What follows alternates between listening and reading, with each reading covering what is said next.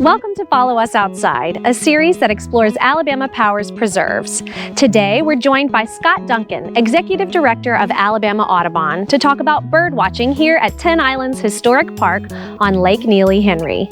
Did you know that Ten Islands Park is part of the Alabama Birding Trail? There are also bird boxes located throughout the park to encourage nesting and activity in the area.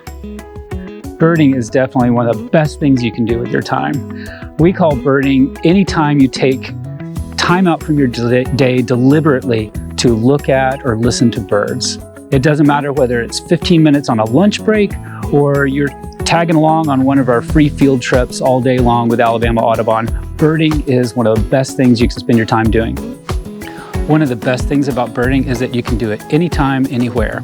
At a place like this, where you've got a mixture of wetlands and you've got the forest, you can start in the forest in the morning and have lots of birds that love the forest and are really active in the morning. And then when you're done with that, head on out to the lakeshore where you're going to see birds like herons and egrets. And if it's the winter, you might see geese, you might see ducks, and you might even see the white pelicans out there feeding in a group, scooping up minnows from the lake.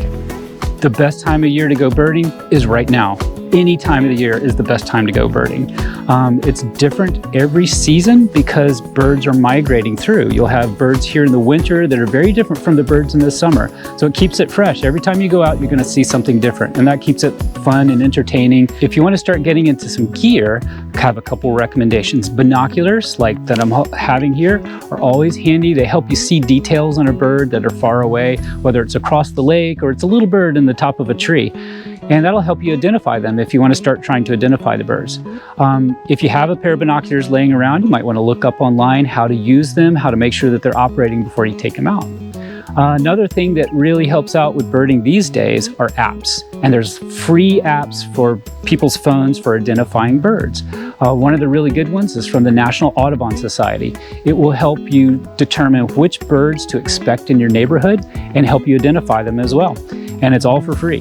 Thanks for those awesome tips, Scott. Ten Islands also features a brand new accessible nature trail called Rattlesnake Loop with an elevated bridge and a picnic area. It's another great spot to see some activity from our fine-feathered friends. We hope you'll join us to see if you can spot some of Alabama's beautiful wildlife or to enjoy one of the many activities that you can participate in at our preserve sites. The preserves are free and open to the public. Visit apcpreserves.com to learn more and find the park that's right for you. Join us next month for National Take a Hike Day at Jordan's Journey on Lake Jordan.